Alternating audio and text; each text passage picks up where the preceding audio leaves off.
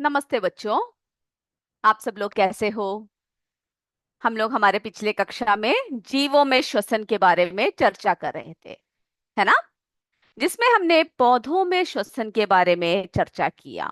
तो एक और बार आपको उसके पॉइंट्स बता देते हैं और उसके बाद हम लोग सीधे अभ्यास प्रश्न की तरफ चलेंगे।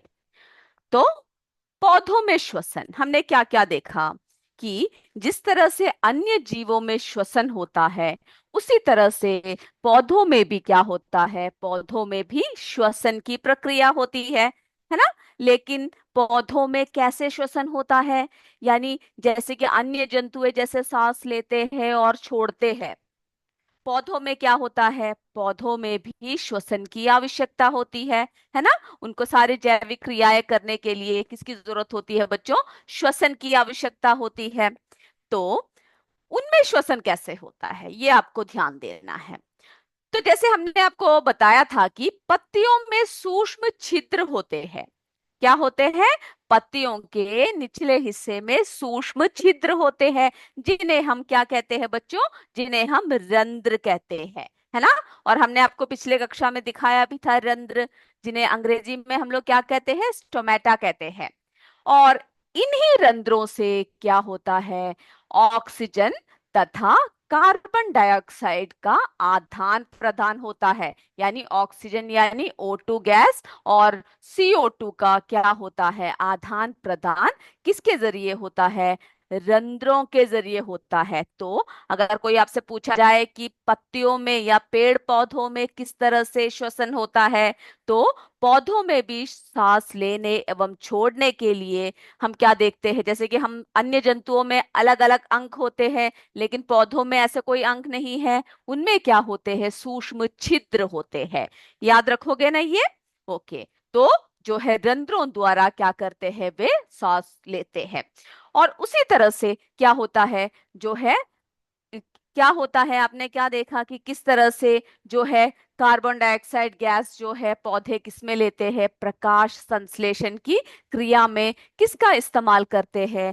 कार्बन डाइऑक्साइड गैस का इस्तेमाल करते हैं, है ना? वे अपने भोजन बनाने में क्या करते हैं? कार्बन डाइऑक्साइड का इस्तेमाल करते हैं और CO यानी ऑक्सीजन को छोड़ते हैं। ये सब बातें आपको क्लियर है?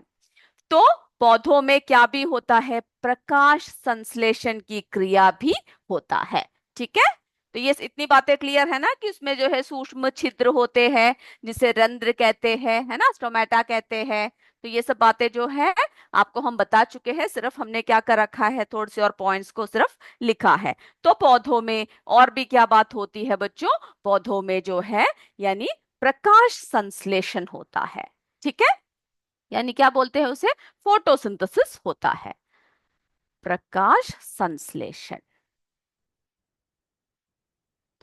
ठीक है? पौधों में किसकी क्रिया होती है? प्रकाश संश्लेषण की क्रिया होती है। जिसमें क्या होता है? वे लोग क्या करते हैं? जो प्रकाश संश्लेषण की क्रिया में वे अपना भोजन बनाने के लिए, ठीक है, भोजन बनाने के लिए उनको किसकी जरूरत होती है? CO2 की जरूरत होती है, कार्बन डाइऑक्साइड की जरूरत होती है। और क्या छोड़ते हैं बाहर? क्या छोड़ते हैं? O2 यानी ऑक्सीजन को ऑक्सीजन गैस छोड़ते हैं, जिसका इस्तेमाल जो है अन्य जीव जंतु अपने श्वसन प्रक्रिया में करते हैं। ओके? जिसका क्या करते हैं अन्य जीव जंतु? श्वसन की प्रक्रिया में इसका ऑक्सीजन का इस्तेमाल करते हैं। और हमने आपको बताया था कि रात्रि के समय क्या नहीं होता है? प्रकाश संश्लेषण की क्रिया नहीं होती है। क्यों? क्योंकि सूर्य की उपस्थिति आवश्यक है। तो रात्रि के समय जो है, रात के समय प्रकाश संश्लेषण की क्रिया नहीं होता है। तो क्या होता है? किसकी मात्रा ज्यादा बढ़ जाती है? जो है तो ऑक्सीजन नहीं निकलता है ना? जो पौधे हैं, पेड़ पौधे हैं, ऑक्सीजन जो है नहीं निकालते हैं। तो ऑक्सीजन की मात्रा उस समय क्या होता है? कम होता है वातावरण में। ठीक है? ऑक्सीजन की मात्रा जो है कम होता है। और जब CO2 का उपयोग यानी कार्बन डाइऑक्साइड का जब उपयोग नहीं होता है, तब क्या होता है, रात के समय कार्बन डाइऑक्साइड की मात्रा बढ़ जाती है। इसीलिए क्या कहा जाता है कि रात के समय पेड़ के नीचे या बहुत सारे पेड़ जहां पर हो, रात के समय क्या नहीं करना चाहिए हमें, पेड़ के नीचे नहीं सोना चाहिए, क्योंकि वातावरण में सबसे ज्यादा कार्बन डाइऑक्साइड की मात्रा होती है उस समय, और ऑक्सीजन की मात्रा जो है कम होती है। ठीक है, तो ये इतनी बातें क्लियर है ना कि किस तरह से जो है पेड़ पौधे क्या करते हैं, श्वसन करते हैं। तो बच्चों, हमने यहाँ पर ये इकाई हमारी पूरा कर लिया है। तो हमने इस इकाई में क्या क्या देखा, जीवों में श्वसन, क्या क्या बातें हमने पढ़ा कि सभी जीव क्या लेते हैं, सांस लेते हैं, और सांस लेने में ऑक्सीजन युक्त हवा का प्रयोग करते हैं, और फिर क्या त्याग करते हैं हम लोग, कार्बन डाइऑक्साइड का त्याग करते हैं। ठीक है, और फिर जो है सांस लेने की क्रिया अंतः श्वसन, और छोड़ने की क्रिया उच्च श्वसन कहलाते हैं। ठीक है, उच्च श्वसन कहलाते हैं। और शरीर की गतिविधियों के बढ़ने की वजह से क्या हो जाता है, हमारा जो है श्वसन की दर भी क्या हो जाता है, बढ़ जाता है, तेज हो जाता है ना। जब आप बहुत बुरी तरह से कार्य करते हो, व्यायाम करते हो, तो क्या करते हैं, हमारे शरीर की जो है जो श्वसन दर है वो बढ़ जाता है। फिर हमने इसमें क्या देखा, अन्य जीव जंतुओं में किस तरह से श्वसन की प्रक्रिया होती है ना। केचुए में त्वचा द्वारा होती है, मछलियों में गलफेड़े द्वारा होता है, और पेड़ पौधों में रंध्रों द्वारा होता है। ये सब जो है हमने क्या किया, इसमें जो है इस पार्ट में ये सारी बातें हमने पढ़ लिया है। ठीक है, और हमने आपसे कहा था कि रंध्र की चित्र बनाकर आओगे, और मेरे बच्चों ने सभी ने बनाया होगा ना। जिन्होंने नहीं बनाया है वो क्या करेंगे, रंध्र का चित्र यानी स्टोमेटा का चित्र भी बना कर आओगे। ठीक है, अब हम लोग अपने अभ्यास प्रश्न की तरफ चले। इस पार्ट में ऐसे कोई बात है जो आपको क्लियर नहीं हुआ है, या तो क्लियर हो गया है तो क्लियर बोल दीजिए, नहीं है तो नहीं बोल दीजिए। ठीक है, ओके। सभी को मेरा गुड आफ्टरनून। ओके, सभी क्लियर बोल रहे हैं, और जिनको क्लियर नहीं है वो नहीं बोल सकते हैं। तो बच्चों, आप ऐसा कीजिए, सब अपने नोटबुक निकाल लीजिए, हम लोग कहाँ चलते हैं, प्रश्न उत्तर की तरफ चलते हैं। और आप लोग क्या करोगे, इस पार्ट को अच्छे से पढ़ोगे, और जो भी बातें क्लियर नहीं हो रही है वो सारे जो है आपको क्या करना है, लिखना है, कौन कौन सी पॉइंट्स आपका क्लियर नहीं है। ठीक है, और फिर आप लोग क्या कर सकते हो, हमसे पूछ सकते हो। और आपको डाउट कब होगा, जब आप पढ़ना शुरू करोगे, है ना, तभी हमें डाउट होता है। अगर हम पढ़ेंगे ही नहीं तो हमें कोई भी डाउट नहीं होगा। तो मेरे बच्चे सारे अभी अपने नोटबुक निकालिए, हम लोग अभ्यास प्रश्न की तरफ चलते हैं। चलिए, सब नोटबुक के साथ तैयार हो जाइए।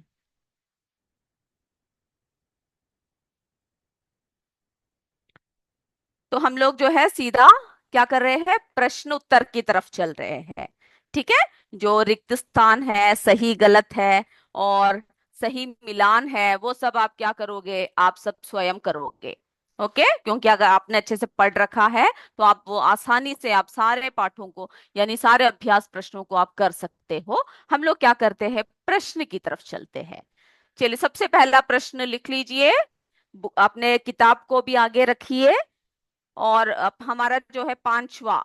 ठीक है, पांचवा प्रश्न है, निम्नलिखित प्रश्नों के उत्तर दीजिए। तो सबसे पहला क क्या है प्रश्न, श्वसन किसे कहते हैं। जल्दी से लिखिए, प्रश्न लिख लीजिए। आप सबको पता है श्वसन किसे कहते हैं, मेरे बच्चे जल्दी जल्दी प्रश्न लिखिए। प्रश्न जो है आप ऐसा कीजिएगा, अगर आपको लिखने में प्रयास हो तो आप क्या कर सकते हो, आप जो है उसके लिए जगह छोड़ सकते हो अभी। ठीक है, और उसके बाद फिर क्या कर सकते हो, आप लोग जो है आप लोग प्रश्नों को बाद में भी कवर कर सकते हो। ठीक है, कंपोजिट स्कूल सब क्लियर है बोल रहे हैं, जिनको क्लियर नहीं है वो लोग क्या कर सकते हैं, हमसे पूछ सकते हैं। ठीक है, आपको क्या क्लियर नहीं है वो हम जो है आपको बताएंगे। ओके, तो सबसे पहला प्रश्न, श्वसन किसे कहते हैं, जल्दी से लिखिए। चलिए, उत्तर लिखना शुरू करें हम लोग। ओके, सब रेडी हो।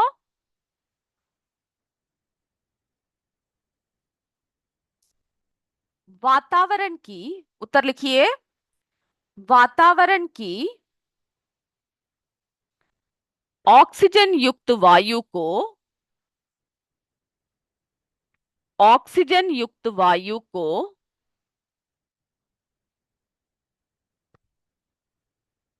नाक से फेफड़ों तक, नाक से फेफड़ों तक, तो हम लोग क्या करते हैं श्वसन में? जो ऑक्सीजन युक्त वायु जो है, उन्हें क्या करते हैं हम लोग? नाक से, क्योंकि हम लोग जो है कहाँ से शुरू करते हैं श्वसन प्रक्रिया? अपने नाक से शुरू करते हैं, ठीक है। तो हम लोग क्या करेंगे, जो है ऑक्सीजन युक्त वायु को नाक से फेफड़ों तक पहुंचाने,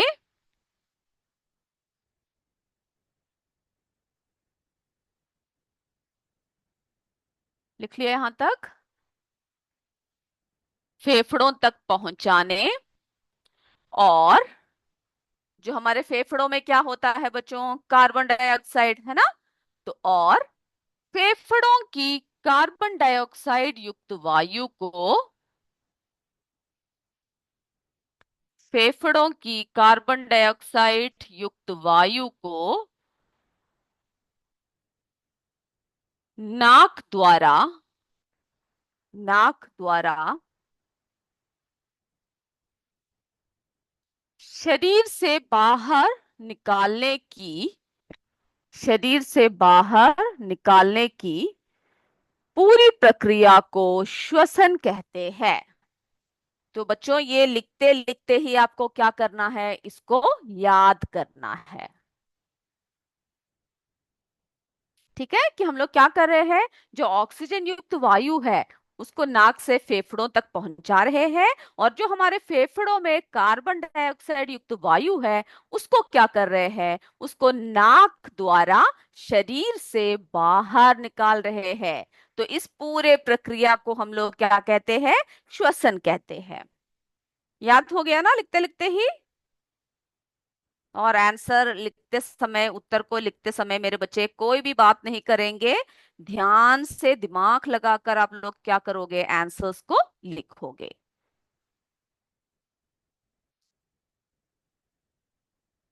जिनका ये प्रश्न हो चुका है वो क्या कीजिए, अपना अगला प्रश्न लिख लीजिए।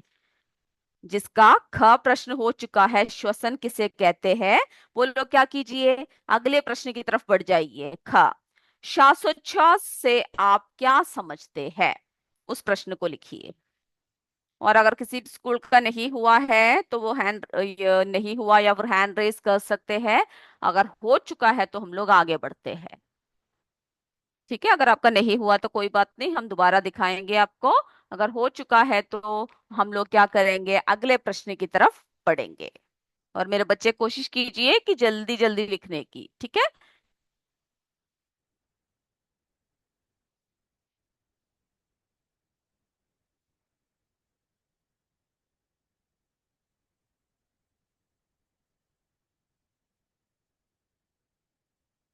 आगे बढ़े हम लोग।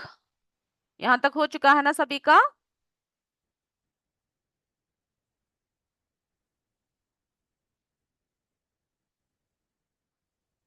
चलिए अगला प्रश्न लिख लीजिए।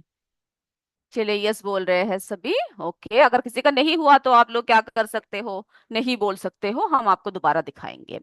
अगला प्रश्न आपके बुक में से देख के लिख लीजिए। श्वासोच्छ्वास से आप क्या समझते हो? श्वासोच्छ्वास से आप क्या समझते हो? श्वासोच्छ्वास से आप क्या समझते? इसको आप इस तरह से भी लिख सकते हो, ठीक है, जैसे आपके किताब में दे रखा है। श्वासोच्छ्वास, श्वासोच्छ्वास से आप क्या समझते हो?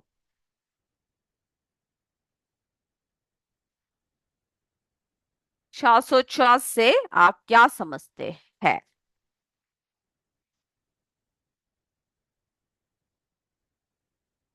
हो गया बच्चों, प्रश्न हो गया। श्वासोच्छ्वास से आप क्या समझते हैं?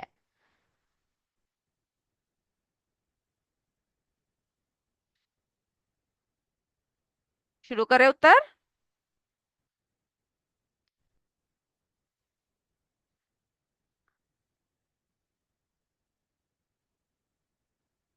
वातावरण की, वातावरण की ऑक्सीजन युक्त वायु को जैसे हमने पहले कहा, है ना, उसी तरह से इसका भी शुरुआत हुआ है श्वसन, है ना। श्वसन के बारे में जैसे बताया, तो इसमें भी क्या है, वातावरण की ऑक्सीजन युक्त वायु को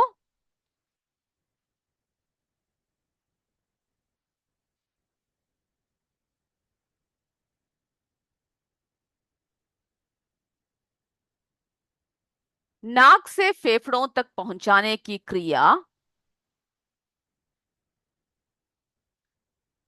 नाक से फेफड़ों तक पहुंचाने की क्रिया अंतः श्वसन या श्वसन कहलाती है। तो सबसे पहले हम इसमें क्या बता रहे हैं कि श्वसन क्या है।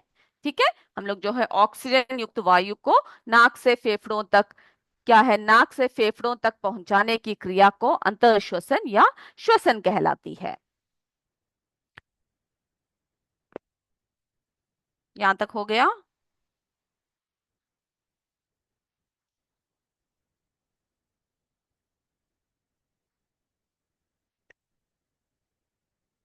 इसके विपरीत, इसके विपरीत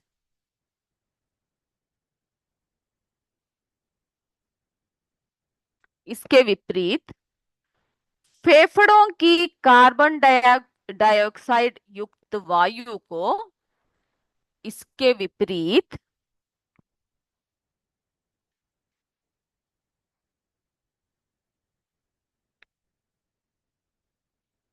चलिए, मेरे बच्चों ने रंध्र का बहुत प्यारा प्यारा चित्र बनाकर भेज रखा है। के यूपीएस भारतीया ने भेजा हुआ है चिरागांव से। मैं देख रही हूँ आपके चित्रों को, बहुत प्यारे प्यारे चित्र भेज रखे हैं। ओके। और जिन बच्चों ने रंध्र का चित्र नहीं किया है, वो लोग भी क्या करोगे, अपने जो है चित्र को पूरा करोगे। ठीक है, और अगले इसमें मैं आपकी चित्रों को देखूंगी। चलिए, यहां तक हो गया ना अंतः श्वसन। इसके विपरीत,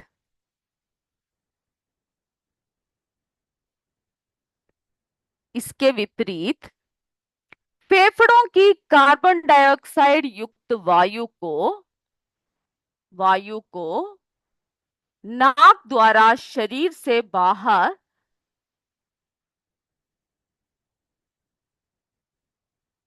तो यानी इसमें क्या करना है हमें, जो सबसे पहले जो है अंतःश्वसन किसे कहते हैं लिखना है, फिर जो है उच्छ्वसन या निश्वसन किसे कहते हैं लिखना है, और ये दोनों मिलकर क्या करते हैं, क्या बनता है, श्वासोच्छ्वास कहलाती है। ठीक है, दोनों प्रोसेस को आपको लिखना है कि क्या होता है, और इन दोनों का जो मिला हुआ रूप है वो है हमारा श्वासोच्छ्वास। इसके विपरीत फेफड़ों की कार्बन डाइऑक्साइड युक्त वायु को नाक द्वारा शरीर से बाहर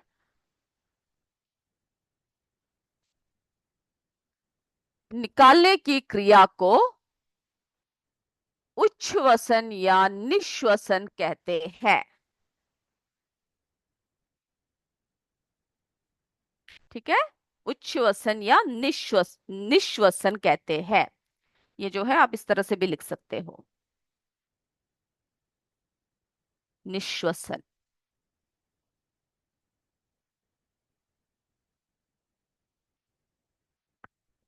कहते हैं।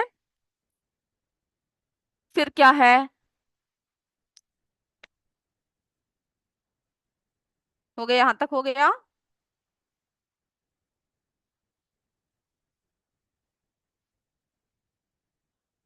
फिर जो है अंत श्वसन एवं उच्छ्वसन की क्रिया संयुक्त रूप से श्वासोच्छ्वास कहलाती है। तो ये दोनों जो क्रिया है, ये जो है संयुक्त रूप से क्या कहलाती है, श्वासोच्छ्वास कहलाती है, यानी ब्रीथिंग कहलाती है।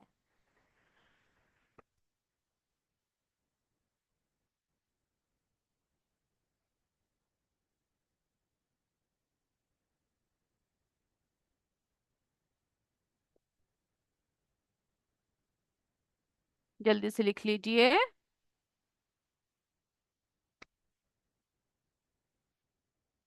सबसे पहले आपको क्या लिखना है कि जो है अंतःश्वसन क्या है, फिर जो है उच्छ्वसन क्या है, और इन दोनों को मिलकर जो क्रिया होती है उसको हम लोग श्वासोच्छ्वास कहलाते हैं। ठीक है।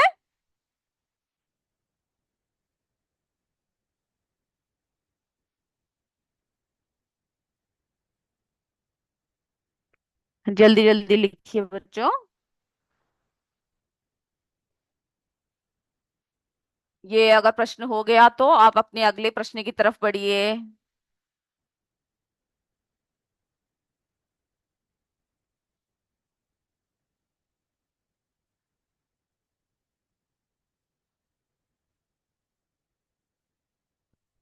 एक और बार दिखाते हैं आपको ये प्रश्न। श्वासोच्छ्वास से आप क्या समझते हैं? तो वातावरण की ऑक्सीजन युक्त वायु को नाक से फेफड़ों तक पहुंचाने की क्रिया अंतःश्वसन या श्वसन कहलाती है। इसके विपरीत फेफड़ों की कार्बन डाइऑक्साइड युक्त वायु को नाक द्वारा शरीर से बाहर निकालने की क्रिया को उच्छ्वसन या निश्वसन कहते हैं। फिर जो है अंत श्वसन एवं उच्छ्वसन की क्रिया संयुक्त रूप से श्वासोच्छ्वास कहलाती है। हो गया तो हम लोग आगे बढ़ते हैं। नहीं हुआ तो आप जल्दी जल्दी लिखिए। हो गया तो यस बोल दीजिए, नहीं हुआ तो हैंड रेस कर दीजिए। और जिन बच्चों का हो चुका है वे क्या कीजिए, अपना अगला जो प्रश्न है, ठीक है, अगला जो प्रश्न है उसकी तरफ आप अपने बुक से लिख लीजिए। अगला प्रश्न, अगर जिन लोगों का हो चुका है, हमारा अगला प्रश्न देखिए, अपने किताब को सामने रखिए और लिखिए। अगला प्रश्न क्या है? ग, श्वासोच्छ्वास एवं श्वसन में अंतर स्पष्ट कीजिए। श्वासोच्छ्वास एवं श्वसन में अंतर स्पष्ट कीजिए।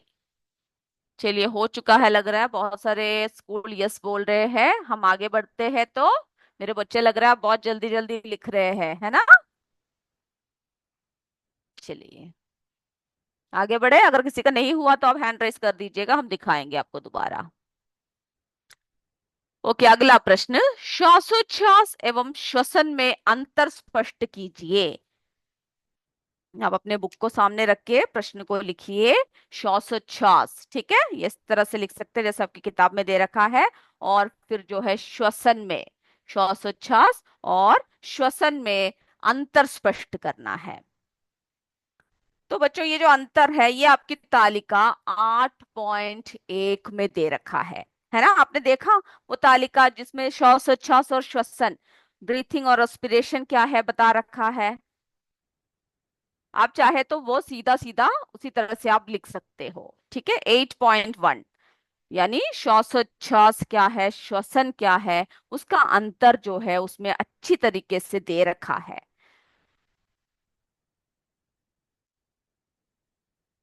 चलिए, नहीं हुआ बोल रहे हैं तो हम आपको एक और बार वो प्रश्न दिखा देते हैं, सेकंड। ठीक है, दूसरा प्रश्न नहीं हुआ है। ओके, चलिए एक और बार देख लो जल्दी से। ये रहा, लिख लीजिए। और बच्चों जो श्वासोच्छ्वास और श्वसन है, यानी उनमें जो अंतर स्पष्ट करना है वो आपके ग, है ना? प्रश्न ग है जो आपके बुक में कौन से तालिका 8.1 में दे रखा है, दोनों का अंतर स्पष्ट कर रखा है। आप चाहे तो क्या कर सकते हो, सीधा सीधा वही लिख सकते हो, ठीक है, उसमें अच्छे से दिया हुआ है।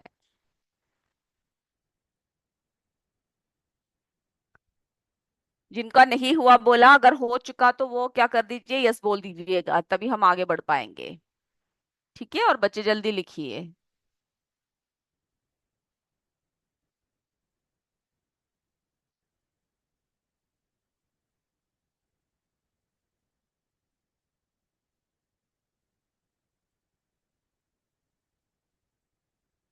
जैसे ही लिखना समाप्त हो जाए आप यस करके बता दीजिए, ठीक है, जिनका नहीं हुआ था।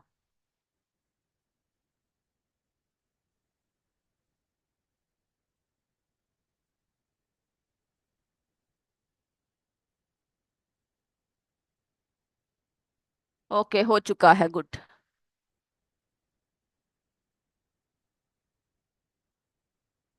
तो हम आगे बढ़े अब। ओके, सभी का हो गया।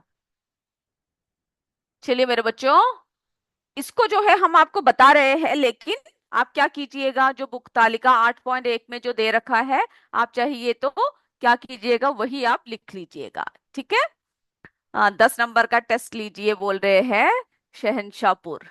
हमने जो है बच्चों पिछली कक्षा में आपका परीक्षा लिया था ना, अब हम क्या करेंगे, ये सारे प्रश्न उत्तर करके अगली कक्षा में आपके दोबारा हम परीक्षा लेंगे। मुझे पता है मेरे बच्चे सारे बहुत खुशी के साथ तैयार बैठे हो परीक्षा के लिए, है ना। लेकिन हमने हमारी पिछले कक्षा में ही इसका परीक्षा कर लिया है। अब जो है प्रश्न उत्तर के बाद हम आपको अगले कक्षा में इसकी एक और परीक्षा देंगे, ठीक है। तो देखते हैं हम लोग श्वासोच्छ्वास क्या है। मैंने इस तरह से लिखा हुआ है, आप चाहे तो सीधे तरीके से वो तालिका आप लिख सकते हो, ठीक है। तो श्वासोच्छ्वास क्या है बच्चों, इसको आप जरा समझ लीजिए, अभी लिखने की जरूरत नहीं है, क्योंकि आप अपनी तालिका 8.1 लिखना काफी है। ये देखिए श्वासोच्छ्वास क्या है। श्वासोच्छ्वास में अंतःश्वसन एवं उच्छ्वसन की सम्मिलित क्रिया होती है। यानी क्या होती है, श्वासोच्छ्वास में दोनों की जो एक साथ एक क्रिया होती है। यानी श्वास को क्या करते हैं हम लोग, खींचते हैं और फिर जो है बाहर छोड़ देते हैं, ठीक है। तो उसकी जो है एक क्रिया किसमें होती है, श्वासोच्छ्वास में होती है। तो इसमें वही बात रिपीट कर रहे हैं, जिसमें क्या करते हैं हम लोग, ऑक्सीजन को नाक से फेफड़ों तक पहुंचाया जाता है और फेफड़ों की कार्बन डाइऑक्साइड को नाक द्वारा बाहर निकाला जाता है। ये क्या है, श्वासोच्छ्वास की क्रिया है, ठीक है।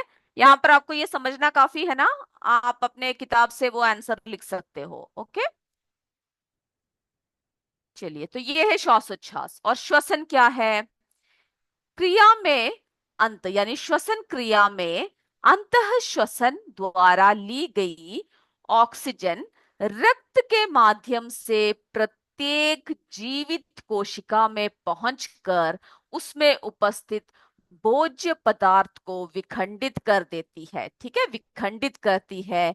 इसके परिणाम स्वरूप हमें क्या मिलती है, ऊर्जा बनाने के साथ साथ क्या मिलती है, इसके परिणाम स्वरूप हमें पहले ऊर्जा हमारे शरीर को मिलता है और ऊर्जा बनाने के साथ साथ कार्बन डाइऑक्साइड बनते हैं जो निश्वसन द्वारा शरीर से बाहर निकाला जाता है। ये संपूर्ण प्रक्रिया श्वसन है। तो बच्चों आपको क्या करना है, ये उत्तर को अभी लिखने की जरूरत नहीं है, आप इस तालिका को आप जो है उसमें दे रखा है क्लियरली, उसको आप लिखना काफी है, काफी है ना। आगे बढ़े हम लोग, ओके। चलिए अगला प्रश्न लिख लीजिए। अगला प्रश्न जो है आपको बनाना है, बहुत सारे बच्चों ने ये बनाकर दिखा रखा है चित्र को, मानव के श्वसन अंगों का सचित्र वर्णन कीजिए। तो ये भी जो है आपको स्वयं करना है। जिन बच्चों ने चित्र नहीं बनाया है वो क्या करेंगे, श्वसन अंग को यानी मानव के श्वसन अंग, ठीक है, उसको क्या करना है, आपको चित्र बनाकर दिखाना है। आप अपने नोटबुक में, बहुत जिन्होंने बना रखा है वो ओके है, जिन्होंने नहीं बनाया है वो आज जाकर बनाएंगे और अगली कक्षा में मुझे आप दिखाओगे अपने नोटबुक का जो चित्र बनाया हुआ है, ठीक है। बहुत ही प्यारे तरीके से, सुंदर तरीके से आपको क्या करना है, सभी चित्र उस मानव श्वसन अंगों को बनाना है और जो है नामांकित भी करना है, ठीक है। तो ये प्रश्न भी आपका जो है स्वयं करने वाला प्रश्न है। अब अगले प्रश्न में आ जाइए। पौधे किस प्रकार श्वसन करते हैं, ठीक है, पौधे किस प्रकार श्वसन करते हैं, इस प्रश्न को लिख लीजिए। पौधे किस प्रकार श्वसन करते हैं।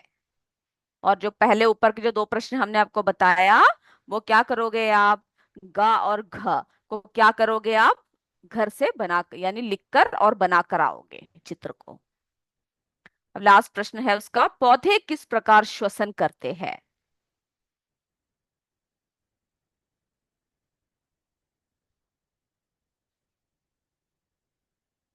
चलिए उत्तर लिखे।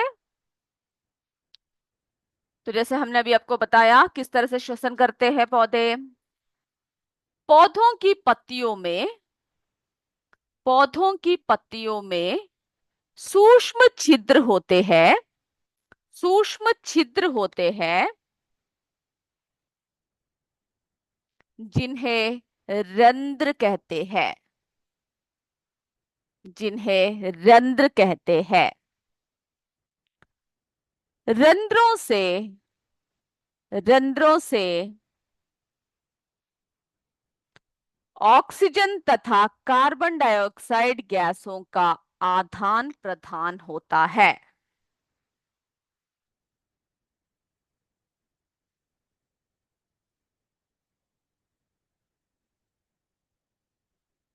ओके। पौधों की पत्तियों में सूक्ष्म छिद्र होते हैं जिन्हें रंध्र कहते हैं, और रंध्रों से ऑक्सीजन तथा कार्बन डाइऑक्साइड गैसों का आदान प्रदान होता है।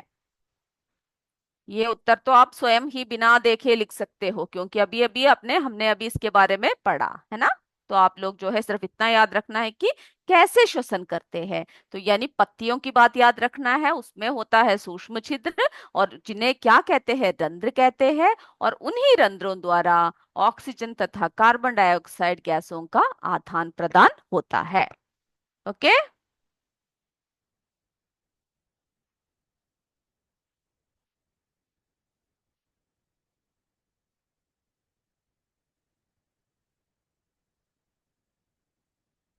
हो गया बच्चों। अब जो है एक और प्रश्न बचा हुआ है, रात्रि यानी 6 और 7वां प्रश्न। रात्रि में वृक्षों के नीचे क्यों नहीं सोना चाहिए, है ना। और एक और प्रश्न है, मछली किस प्रकार श्वसन करती है, सचित्र वर्णन कीजिए। तो 7वां प्रश्न जो है आपको स्वयं करना है। मछली जो है एक जलीय जीव है जिसमें श्वसन के लिए एक विशेष अंग क्लोम होते हैं, और इसका चित्र भी बना कर आना है अगले इसमें, ठीक है। फिर जो है 6वां प्रश्न भी आपको कर कर आना है कि क्यों नहीं सोना चाहिए वृक्षों के नीचे। हम अपने अगली कक्षा में इसको दिखाएंगे भी एक बार उत्तर को, लेकिन रात्रि में वृक्षों के नीचे क्यों नहीं सोना चाहिए, ये आप क्या करोगे, आप स्वयं लिखने की जरा कोशिश करके देखिए, ठीक है। तो बच्चों आज जो है हमारा समय समाप्त हो रहा है। जो जो चित्र हमने आपसे बनाकर लाने के लिए कहा है वो बनाकर लाओगे, ठीक है। हमने क्या कहा, मानव के श्वसन अंगों का सचित्र वर्णन कीजिए, वो करोगे। और फिर जो है एक और चित्र लास्ट में जो आपसे बताया गया, क्या था, मछली किस प्रकार श्वसन करती है, सचित्र वर्णन कीजिए, ये दोनों आप करके आओगे। तो हम लोग हमारे अगली कक्षा में फिर मिलेंगे। कोई डाउट हो तो आप अपने अगली कक्षा में पूछ लीजिएगा। तब तक जय विद्या शक्ति, जय हिंद, जय भारत। धन्यवाद मेरे बच्चों।